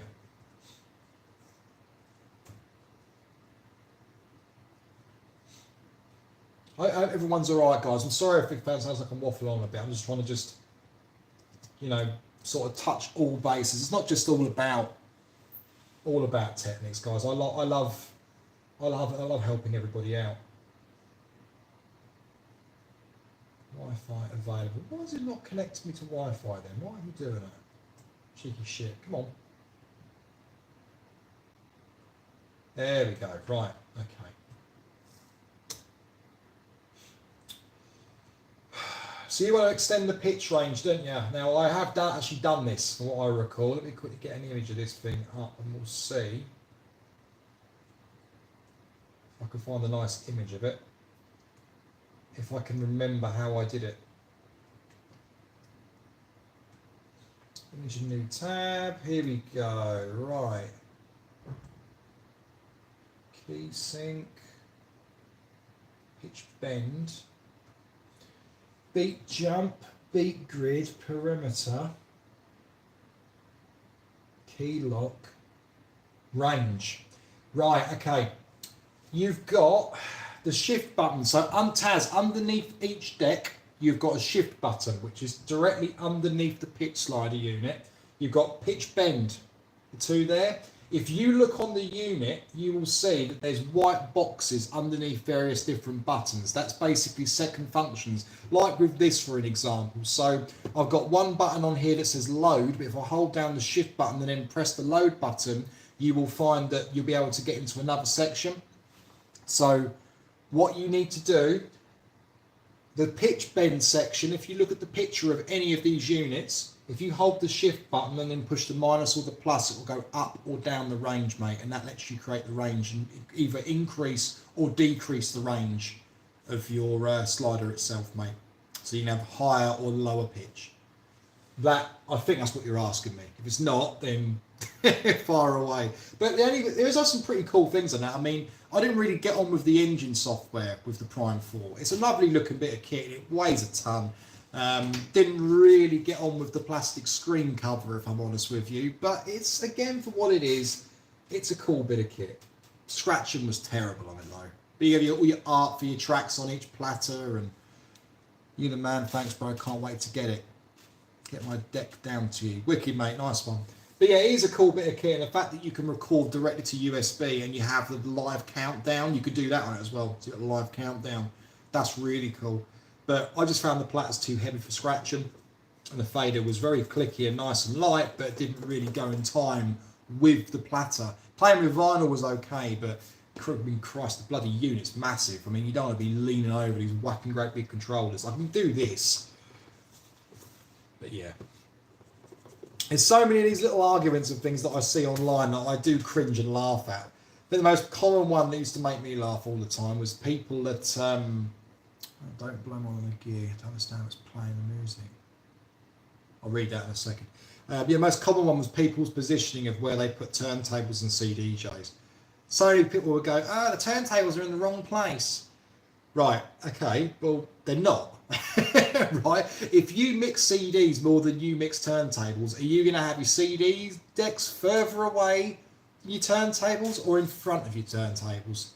Right? If you mix vinyl more, your vinyl's going to be next to your mixer, because naturally it's in front of your mixer, it's in front of you, it's easy to get hold of. You are naturally going to be doing that or doing that, right? If you're on a controller, for an example, they're next to each other because you mix on the controller. If you want to play CDs, your CDs are next to what it is. It's what your personal preference on the media that you are playing. If you prefer to mix on CDs and you very rarely ever play on turntables, your CDJs are going to be next to your mixer. If you've got a stand where everything's all in one, then do whatever the hell you want. Turntables should be next to the mixer, CDJ is less work. Yes, but my point with this, like I've just said, is if you spend all of your time mixing on CDJs and you very rarely ever power on your turntables, are you telling me you wouldn't rather have your CDs next to your mixer? No worries, Dario. What was this? Electro Global. Just don't give up and blame it on the gear. You have to understand that it's playing music from software. Minimize load on processor. It needs the time to send the data. Yeah, I agree with that. I do agree with that. But we're in 2022 now. Things aren't as complicated as they should be. Innofader for scratching. Mate, I've got an account with them. I've got an account with Scratch Pro Audio. I deal with Innofader a lot. Really good stuff. I've got an Innofader and a Z2 that I've got at home. Phenomenal mixer and a phenomenal fader. Pro 2s are fantastic. And you can guarantee, other than the sun and the moon will be rise and set, is that there will always be trolls. Don't give them the time of day. I won't, mate. I won't. I just think this is the biggest thing that gets me is I'm sent the screenshots. And with my anxiety, guys, you can imagine, I'm sitting here like, oh, I just want to grab hold of him. Seriously, some of these guys, one of them, I've said this so many times, if he keeps on bullying about me, I'm going to get on my Yamaha, I'm going to roll out of here, I'm going to bomb it 3 hours up the road, and I'm going to stick one of my straight tone arms sideways up his arse. And then he'll know to stop bullying about me. But you just can't stoop to the level. You can't do it. But the thing that I cannot get my head around is that so many people call me up and they've had problems with different competitors. And I say, well, have you left them a bad review? No. Why? If you leave a bad review, it's for a reason. The reason is to warn people of the issues that you've had. So why wouldn't you leave a bad review? And their answer is, I don't want the drama. These guys get away with murder because they don't want drama. Using S arm, it will hurt more than they have to pull it out. Is that talking from experience, Matt?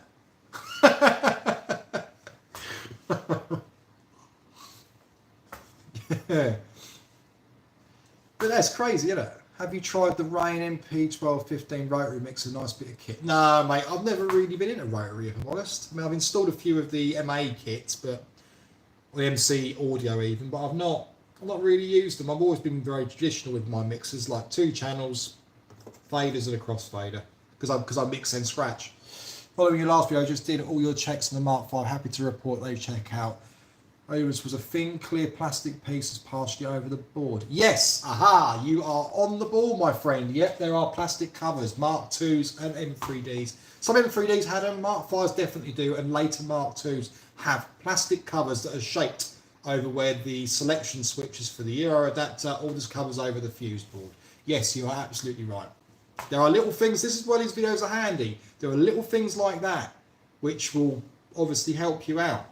Then again, you see, someone could take that deck apart to clean it, break it and take it off. You wouldn't know any different. And it doesn't mean that it's been tampered with, it's just been taken off. It's not going to affect the deck in any way whatsoever. I've got loads of them here as well. Literally loads of them. I don't know where bloody I put them. Hang on, I'll show you.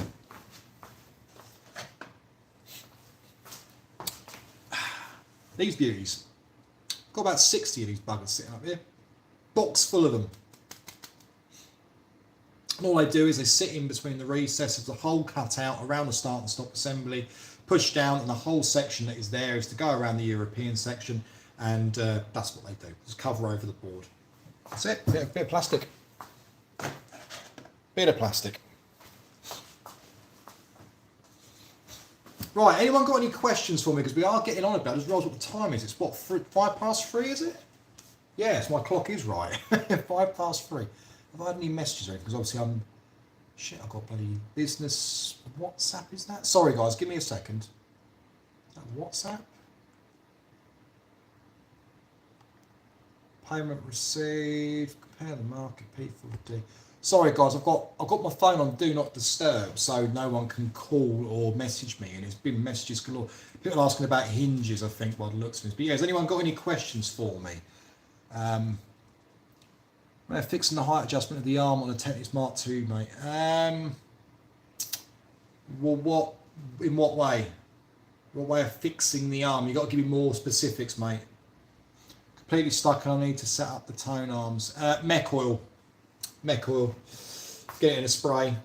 Spray it around the assembly. Let it sit for a while. Hopefully it will start to de-adjust itself. It gets seized. Expensive stuff, but try that. Penetrant oil.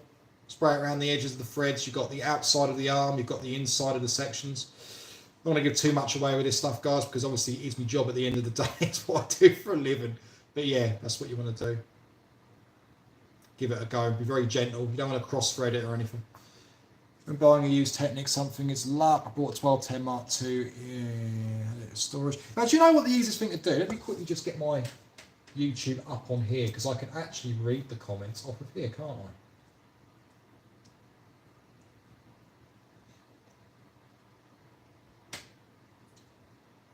Right, I can read your comments. If I keep looking over here, it's not because I'm being ignoring you, I'm reading what you're saying. Right, when buying used Technic, something is luck. I bought a 1210 Mark II in excellent condition, 250 quid for parts. Guy had it in a storage, fork was broken, wrong voltage settings was the so you changed the fuses, did you? Well done, mate, that's good. Cheers for mate, top stuff. David, why did you sell all your bikes? Why did I sell all my bikes? Right, okay. Why did I sell them all? Pretty easy, mate, to be honest with you. I had at one point 5 bikes. I had so many people commenting me going, oh, time's hard, are they? No. They were all Italian and they all went wrong. I have a big thing. For those of you that know me quite well, I love Aprilia. I love them. I love Aprilia. I had 2 RSV4 factories and I had a Tirona at one point. I've had probably 4 RS1252. I love me 2-strokes. Old RS1252 2-strokes.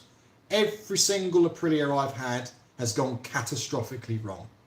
And the last Aprilia I had was an RSV4 from 2010, I think it was, or 2009.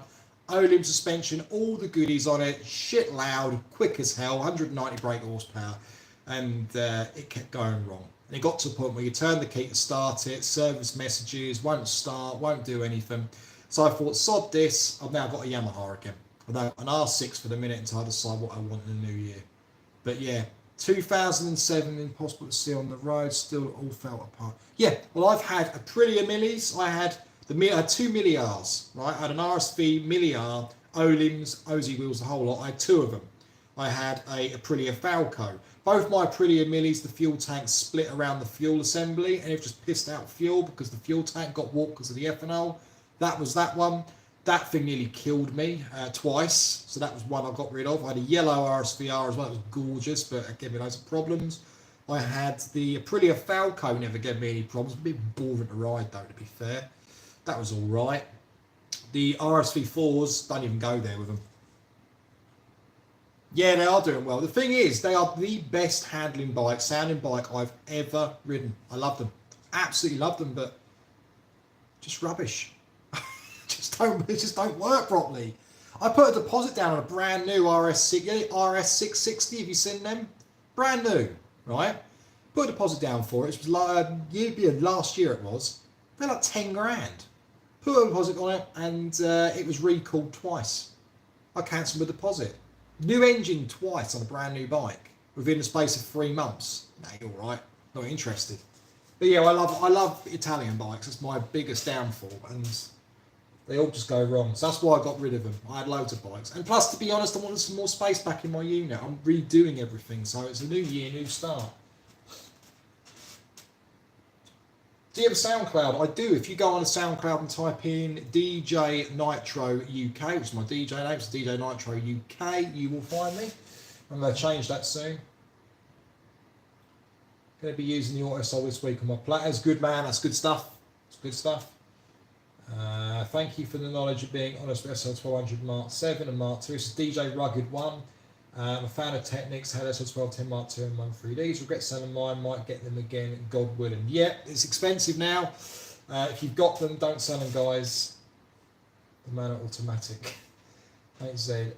Any recommendations on what to use to clean the Technics Mark 2 face? Don't want to use Mr. Sheen. Do not use Mr. Sheen. Do not use them.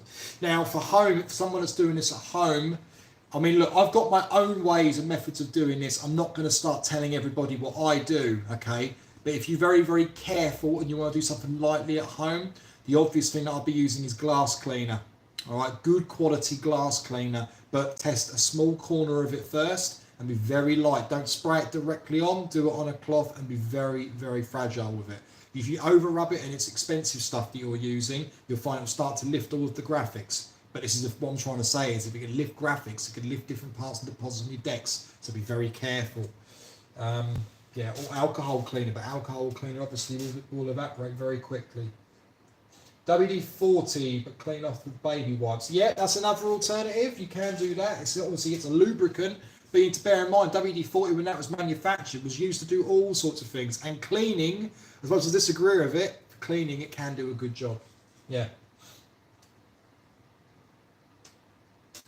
Use glass wipes, yeah. Don't like the colour of the 660 except the black matte paint rubs off. See, I like the purple and red one. But the thing is, it's only got one red wheel. And do you know what? I quite like the snot greeny gold colour. I quite like that. But the thing is, it's resale value. I've been more inclined now. You're going to laugh at this if you like your bikes. Yamaha they've got a bike now which is basically in the same category as the Aprilia. They've got the R7, right? And the R7 is an inline, it's an inline twin. So, not inline twin, sorry, V twin.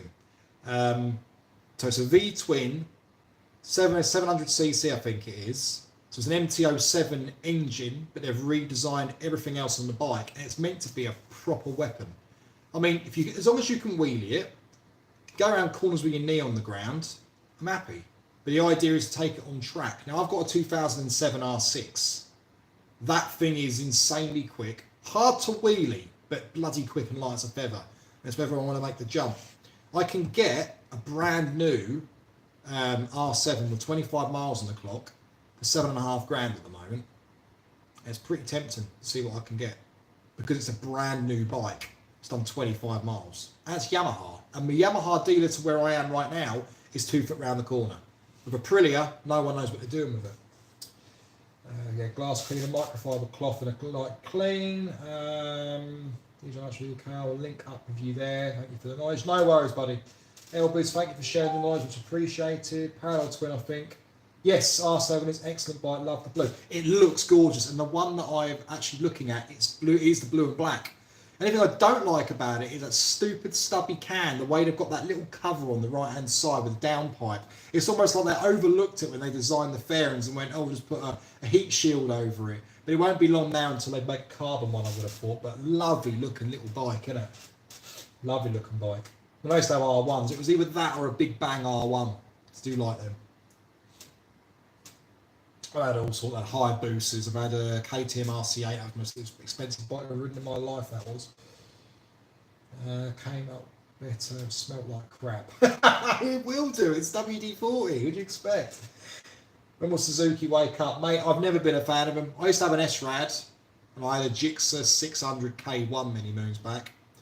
But for me, yeah, Suzuki are proper behind, aren't they? They have been for a long time. They just still rely on the old model. The thing is, the Gixxer FAL, what model was it? But one of the Gixxers was basically BMW S1000RR's base engine, wasn't it? It's exactly the same engine. It's just BMW and S1000RR. Now, if you don't follow it, for those of you out there that are into your bikes, like I appreciate we're talking about bikes, man, but if you're into your bikes, you want to check out a channel on YouTube called 44 Teeth. Massive fan of them. And they're hilarious as well, but they do a budget bike shootout, and they do a shootout of all the bikes every year. And the Gixxer always gets a good review, but they just don't give it any love because it's an old technology bike, you know? What's that? Any gigs lined up? Do always only play vinyl? Do I always only play vinyl? Well, that's quite funny because the last gig I did was Maui Festival up near... oh, God. Where was it? Maui Festival. Durham. County Durham, I think it was. That was... I bought vinyl with me and I played on USB. Because by the time I got the player, I couldn't be bothered. So yeah, there was about 2,000 people in this little tent. Me playing techno. It was fucking awesome. Love it. But yeah, I'm happy with... I do anything. Phase, vinyl. I play vinyl if I know the decks have been used and looked after. If not, it's going to be USBs. That's just me. Any gigs lined up? Well, Maui is... I think Maui's being organised as we speak. I don't know whether I'm playing or not. Last time I spoke to Gino, I think he said any gig they're doing, I'm involved with them. So I'd like to think that would be the case. I'd have to find out. But I'm not too sure yet. Unchanged since 2008 most with the Suzuki. Yeah, I agree. Electro laughing. I accepted that I would kill myself if I had a motorcycle, so I'm stuck with turntables. Guy, I tell you what, I can count how many times I've come off of bikes. I mean, I've never hurt myself, like broken bones or anything, but there's been some sketchy ones. I think my claim to fame, I was only talking about this last night with my other half. There's actually a video of me on my RS125. I used to have full titanium knee sliders. I've still got them. Actually, I'll still use them. I've got full titanium knee sliders. And for those who know what knee sliders are, you stick them on your knee. The racers go around the corners on the track. Lights again. Around the corners on the track. And your knee hits the floor. No better feeling than that at all. You're scraping your knee across the tarmac. Wicked. Absolutely wicked feeling. And yeah, I undertook a cop car with my knee on the floor. Sparky knee sliders. I thought, oh dear, I lost my licence. I was on L plates at the time, and they literally pulled up beside me, undid their passenger window, stuck his thumb out, gave me the thumbs up, stuck his blues and twos on, and rolled it down the road. Now, anyone I ever told that never believed me, but my really good friend Roy was with me when it happened. So anytime anyone ever said it didn't happen, he's like, bollocks, I saw it happen. There's also a video of me going round the roundabout, undertaking a car with my indicator on it, telling him I'm going round him. Sparky knee sliders going round, doing about 80. This is going back years ago. I mean, I'm a weapon on a bike as it is, because I'm a bit of a loon on a bike. But this is when I didn't have that. I had no fear. Everyone goes through the whole no fear stage You know, the phase that I'll be all right, I'll never come off. It's only when you come off and you start getting older that you appreciate some of the things that you used to do. I used to have soul sliders, so titanium soul sliders. We had them made up for someone at a university here in Colchester. He used to work at the uni. Did like a working class where he used to work in the mechanical side of things. He knocked up 3 or 4 pairs of titanium sliders he used to slot over your boots. So we used to take it in turns, getting used to going down the quay down here, jumping off the side of our bikes and seeing who can stay up the longest while balancing on your feet next to your bike. And one of us very, very close to ditching our bikes, and that kind of went out the window after that. But we did it. We used to go down the hills, jump off bikes. Well good fun. Some of the crap we used to do when we were younger. It's insane, really. Randy Momoa. But yeah, so yeah, it's all good fun, guys. Right, any more questions? Because I do need to get on. It is getting later, and I keep forgetting what the bloody time is, and it is a Monday. I have got a lot to do. Still, funny enough. But yeah, anyone got any other questions before I decide to go? Because this video will be going up for anyone that has missed it.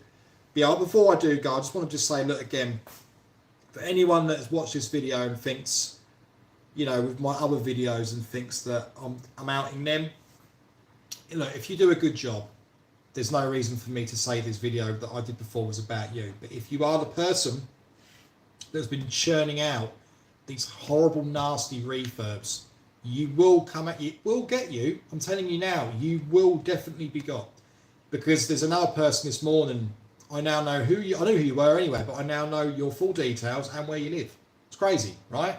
Not that I ever do anything, but people quite openly tell me.